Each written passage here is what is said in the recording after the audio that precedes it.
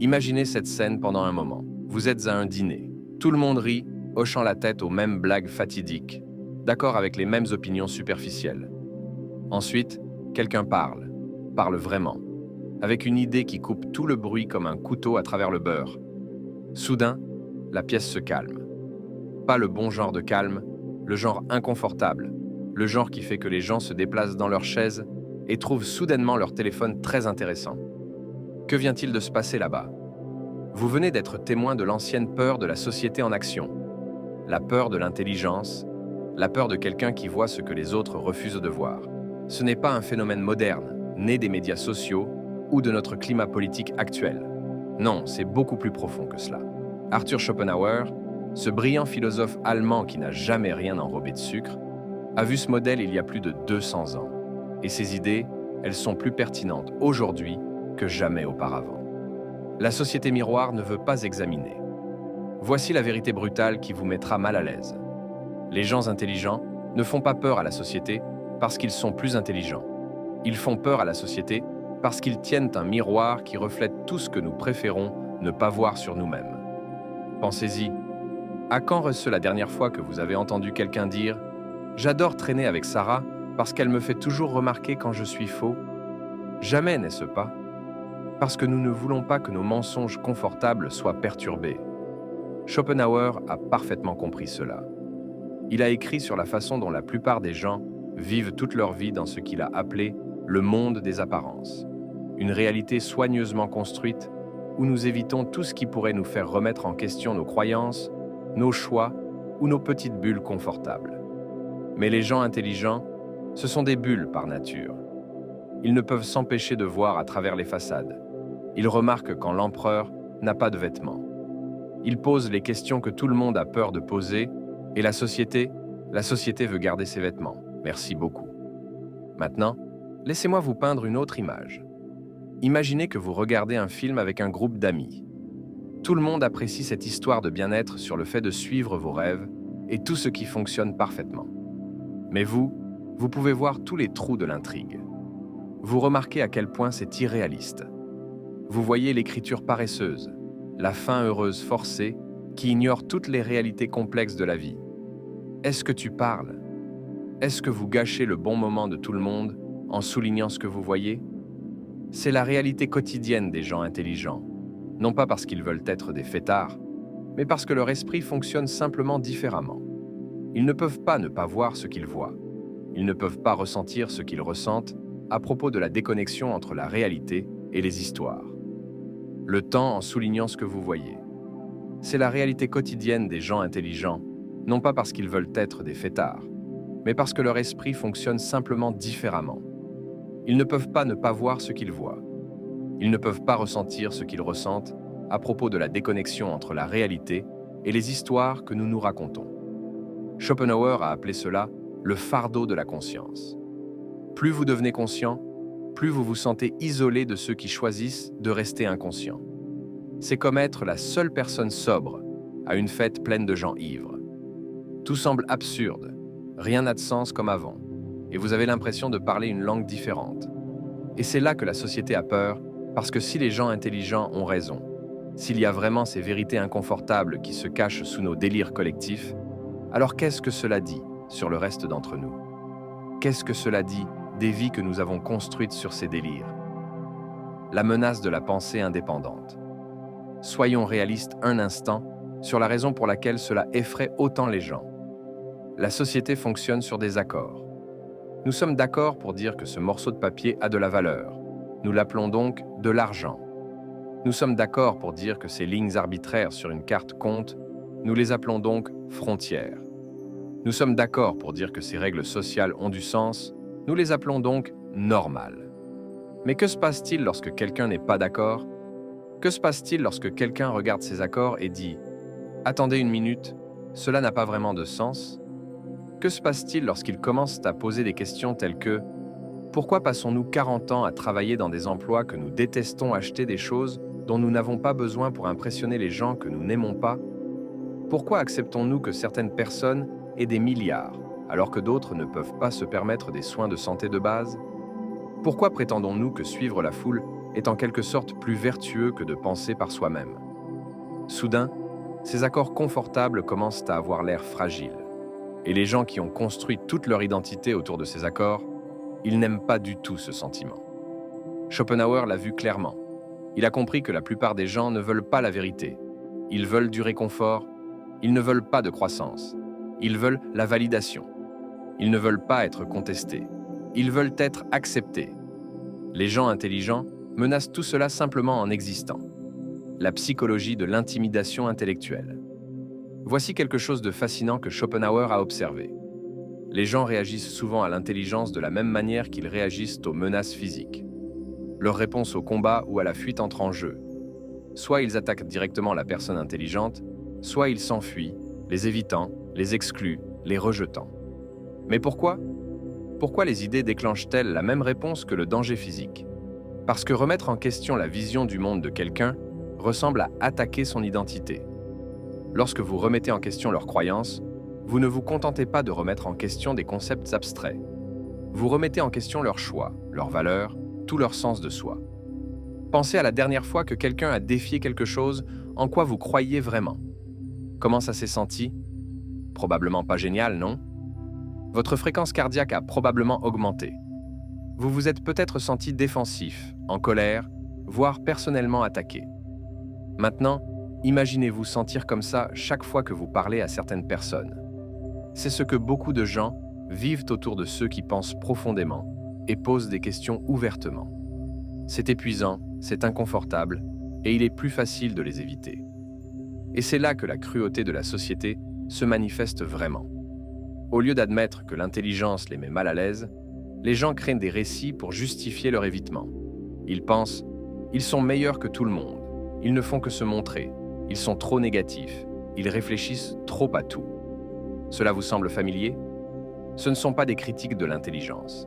Ce sont des mécanismes de défense contre le sentiment d'insécurité intellectuelle.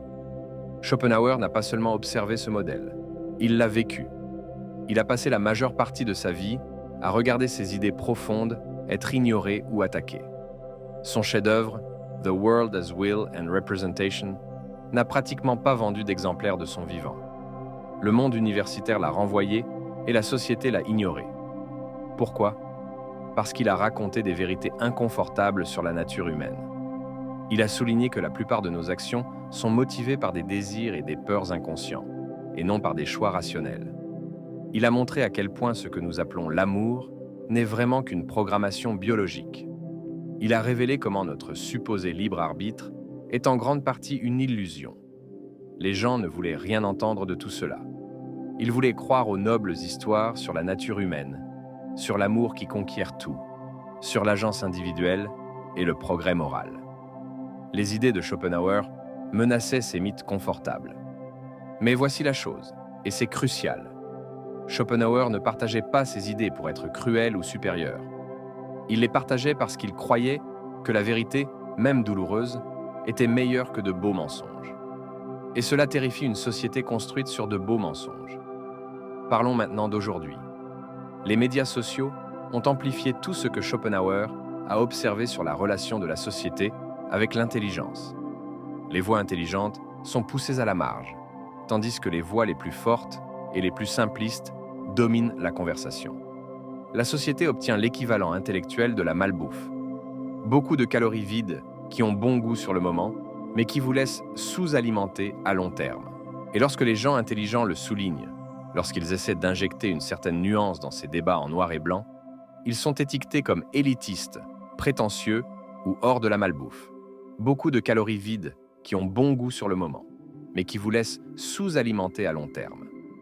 Et lorsque des personnes intelligentes le soulignent, lorsqu'elles essaient d'injecter une certaine nuance dans ces débats en noir et blanc, elles sont étiquetées comme élitistes, prétentieuses ou déconnectées. Voici quelque chose que Schopenhauer a compris, que nous commençons tout juste à reconnaître. L'intelligence peut être profondément isolante. Non pas parce que les personnes intelligentes choisissent l'isolement, mais parce qu'une connexion significative nécessite un certain niveau de compréhension mutuelle. Lorsque vous voyez le monde différemment de la plupart des gens, lorsque vous pensez à des choses qu'ils ne considèrent jamais, lorsque vous êtes troublé par des choses qui ne les dérangent pas, trouver une vraie connexion devient incroyablement difficile. C'est comme parler couramment une langue que peu de gens parlent.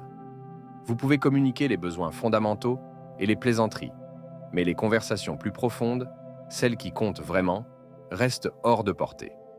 Vous finissez par avoir l'impression d'exécuter une version de vous-même que les autres peuvent accepter, tandis que votre moi authentique reste caché. Ce n'est pas de l'arrogance ou de la supériorité, c'est la douleur de vouloir être compris, mais de se sentir constamment incompris. C'est l'épuisement de toujours devoir traduire vos pensées en version plus agréable. Et la société voit ce retrait et l'interprète comme du snob. Il voit l'auto-édition minutieuse et l'appelle prétention.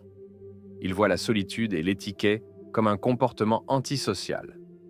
La peur d'être exposé. Approfondissons pourquoi les personnes intelligentes déclenchent des réactions aussi fortes. Je pense que cela se résume à l'exposition. La peur que quelqu'un voit à travers nos personnages soigneusement construits, la réalité désordonnée et incertaine en dessous. La plupart d'entre nous travaillent dur pour paraître compétents, confiants et en contrôle. Nous organisons nos médias sociaux, nous nous habillons pour le travail que nous voulons, nous apprenons les bonnes choses à dire dans des situations sociales. Nous devenons des maîtres de la gestion de l'impression. Mais les personnes intelligentes voient souvent à travers cette performance, non pas parce qu'elles essaient de le faire, mais parce que leur esprit recherche naturellement des modèles, des incohérences et des significations plus profondes. Ils remarquent quand les actions de quelqu'un ne correspondent pas à leurs mots. Ils captent des indices subtils qui révèlent les motivations sous-jacentes. Cela crée une profonde vulnérabilité autour des personnes intelligentes. Nous nous sentons exposés, nus, vus d'une manière que nous préférerions ne pas voir. Et ce sentiment, c'est terrifiant. Nous nous protégeons donc en créant de la distance. Nous nous disons qu'ils sont le problème. Trop critiques, trop analytiques, trop intenses. Nous en faisons le méchant de notre histoire plutôt que de reconnaître notre propre malaise d'être vraiment vu. La rébellion contre la médiocrité. Schopenhauer croyait que la plupart des gens vivaient des vies de ce qu'il appelait le désespoir tranquille, passant par les mouvements sans vraiment examiner si ces mouvements ont un sens. Ils suivent des scripts écrits par d'autres, poursuivent des objectifs. Dans notre histoire, plutôt que de reconnaître notre propre malaise d'être vraiment vu, la rébellion contre la médiocrité. Schopenhauer croyait que la plupart des gens vivaient des vies de ce qu'il appelait le désespoir tranquille, passant par les mouvements sans vraiment examiner si ces mouvements ont un sens. Ils suivent les scripts écrits par d'autres, poursuivent des objectifs qu'ils n'ont jamais vraiment choisis et appellent cela une vie réussie. Les personnes intelligentes représentent une rébellion contre cette médiocrité. Pas une rébellion arrogante, mais une rébellion nécessaire. Ils posent des questions comme « Et s'il y avait plus dans la vie que cela ? Et si nous suivons tous le mauvais script ? Et si le bonheur ne consiste pas à avoir plus de choses ou un statut plus élevé ?» Ces questions sont dangereuses car elles pourraient conduire à des réponses inconfortables. Ils pourraient révéler que beaucoup d'entre nous ont été somnambules dans leur propre vie, poursuivant des choses qui ne nous rendent pas vraiment heureux, suivant des chemins qui ne mènent nulle part de significatif. Et si c'est vrai, si les gens intelligents ont raison sur le vide du succès conventionnel, alors qu'est-ce que cela dit de tout le temps et l'énergie que nous avons investi pour le poursuivre ? Le courage de se tenir seul, voici ce que j'admire le plus chez les personnes vraiment intelligentes. Elles sont prêtes à se tenir seules avec leurs convictions, même lorsque cela signifie être mal comprises, exclues ou attaquées. Ils ne compromettront pas leur intégrité pour l'acceptation sociale. Ce n'est pas de l'entêtement ou de la fierté, c'est du courage moral. C'est la reconnaissance que certaines choses comptent plus que d'être populaires. La vérité compte plus que le confort. L'authenticité compte plus que l'approbation. Mais la société lit ce courage comme de l'arrogance. Nous interprétons leur réticence à faire des compromis comme un jugement contre ceux qui font des compromis. Nous voyons leur indépendance comme un rejet de la communauté. Nous confondons leur intégrité avec la supériorité. Cette mauvaise lecture crée un cycle tragique. Les gens intelligents se sentent incompris, alors ils se retirent davantage. La société voit ce retrait comme une confirmation de leur nature antisociale. L'écart s'élarge, le malentendu s'approfondit et les deux parties deviennent plus ancrées dans leur position. Malgré toute la peur et la résistance qu'ils rencontrent, Les personnes intelligentes offrent à la société quelque chose d'inestimable. Ils servent de conscience, notre rappel que nous pouvons faire mieux, être meilleurs, penser plus clairement à ce qui compte vraiment. Ce sont eux qui soulignent que l'empereur n'a pas de vêtements, même lorsque tout le monde est trop poli ou trop effrayé pour le remarquer. Ce sont eux qui posent les questions difficiles, remettent en question les hypothèses confortables et refusent de nous laisser nous contenter de moins que ce dont nous sommes capables. C'est un cadeau, pas une malédiction. Mais comme beaucoup de cadeaux, il est souvent rejeté par ceux qui en ont le plus besoin. Nous préférons rester à l'aise dans nos illusions plutôt que de faire face à l'inconfort de la croissance. Schopenhauer a compris cela. Il savait que les conteurs de vérité sont rarement récompensés dans l'heure. Ce dont nous sommes capables, c'est un cadeau, pas une malédiction. Mais comme beaucoup de cadeaux, il est souvent rejeté par ceux qui en ont le plus besoin. Nous préférons rester à l'aise dans nos illusions plutôt que de faire face à l'inconfort de la croissance. Schopenhauer a compris cela. Il savait que les conteurs de vérité sont rarement récompensés dans leur propre temps. Il savait que la société préfère les mensonges agréables aux vérités difficiles. Mais il savait aussi que le progrès, le vrai progrès, ne vient que lorsque quelqu'un est assez courageux pour voir clairement et parler honnêtement de ce qu'il voit. Ce que cela signifie pour vous, si vous êtes quelqu'un qui pense profondément, pose des questions audacieusement et voit des choses qui manquent aux autres, c'est pour vous. Votre intelligence n'est pas un défaut de caractère qui doit être corrigé. Vos questions ne sont pas des problèmes qui doivent être résolus. Votre point de vue différent n'est pas quelque chose pour lequel il s'excuse. Le malaise de la société, avec l'intelligence, en dit plus sur la société que sur vous. Mais voici la chose, et c'est important. Vous n'avez pas à choisir entre l'intelligence et la connexion. Vous n'avez pas besoin de vous rendre stupide pour être aimé. Vous n'avez pas besoin de cacher vos idées pour être accepté. Ce que vous devez trouver, ce sont les personnes qui apprécient la profondeur, qui valorisent l'authenticité, qui ne sont pas menacées par quelqu'un qui pense différemment. Ils existent. Ils sont là-bas, se sentant probablement aussi isolés que vous, se demandant si quelqu'un d'autre voit le monde comme ils le font.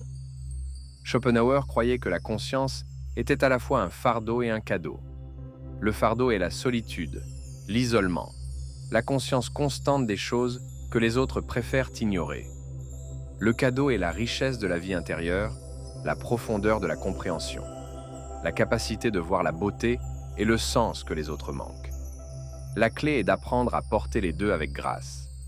Cela signifie accepter que vous ne serez peut-être jamais compris par tout le monde, ou même par la plupart des gens. Cela signifie trouver la paix en étant différent, en voyant plus, en se souciant de choses que les autres rejettent comme sans importance. Mais cela signifie aussi utiliser votre intelligence à bon escient, non pas comme une arme pour attaquer l'ignorance des autres, mais comme un outil pour construire la compréhension, non pas comme un mur qui vous sépare de l'humanité, mais comme un pont qui vous relie à ceux qui sont prêts pour une connexion plus profonde. Laissez-moi être clair sur une chose. Nous avons besoin de questions et de penseurs et de personnes assez courageuses pour défier des mensonges confortables. Nous avons besoin de personnes qui ne se contenteront pas de réponses superficielles à des questions profondes. La société peut craindre l'intelligence, mais la société en dépend aussi. Chaque percée, chaque innovation, chaque pas en avant dans la civilisation humaine est venu de quelqu'un qui était prêt à penser différemment, à voir ce que les autres ne pouvaient pas voir, à poser des questions que les autres avaient peur de poser. Votre intelligence n'est pas seulement un trait personnel, c'est une responsabilité. Vous avez le devoir de l'utiliser, de le partager, de le laisser contribuer à la compréhension du monde, non pas avec arrogance ou condescendance, mais avec compassion et patience pour ceux qui n'ont pas encore développé le courage de voir aussi clairement que vous. Arthur Schopenhauer a passé sa vie à être mal compris, rejeté et ignoré. Mais le temps lui a prouvé qu'il avait raison sur la nature humaine, sur les forces inconscientes qui conduisent notre comportement, sur les illusions que nous créons pour rendre la vie supportable. Aujourd'hui, ces idées constituent le fondement de la psychologie moderne. Ces idées sur l'inconscient ont influencé Freud et Jung. Ces réflexions sur la nature de la souffrance ont façonné des mouvements philosophiques entiers. Le monde a finalement rattrapé son intelligence. La même chose vous arrivera, à votre manière, à votre rythme. L'intelligence qui met les autres mal à l'aise aujourd'hui sera la perspicacité qui aidera les autres demain. Les questions qui font que les gens se tortillent maintenant seront les réponses qui les libéreront plus tard. La peur de l'intelligence de la société est vraiment la peur de la croissance, du changement, de devoir s'examiner honnêtement. Mais la croissance est inévitable, le changement est constant, et l'auto-examen honnête, c'est la seule voie vers un véritable progrès. Votre intelligence fait partie de ce chemin. Vos questions font partie de ce voyage. Votre refus d'accepter des mensonges confortables fait partie de l'évolution lente, difficile et nécessaire de l'humanité vers une plus grande compréhension. Ne laissez pas la peur de la société tamper votre lumière. Si cela résonnait avec vous, si vous vous sentiez vu et compris par ces idées, alors vous êtes exactement le genre de personne qui a besoin d'entendre ce message. Ne laissez pas l'inconfort de la société avec la profondeur vous rendre superficiel. Ne laissez pas leur peur des questions vous faire arrêter de poser des questions. Appuyez sur ce bouton. J'aime si vous vous êtes déjà senti mal compris pour avoir pensé trop profondément et partagez cela avec quelqu'un qui a besoin de savoir qu'il n'est pas le seul à voir le monde différemment, parce que l'intelligence n'est pas le problème. La peur de l'intelligence l'est, et il est temps que nous arrêtions d'avoir peur de penser clairement à ce qui compte vraiment.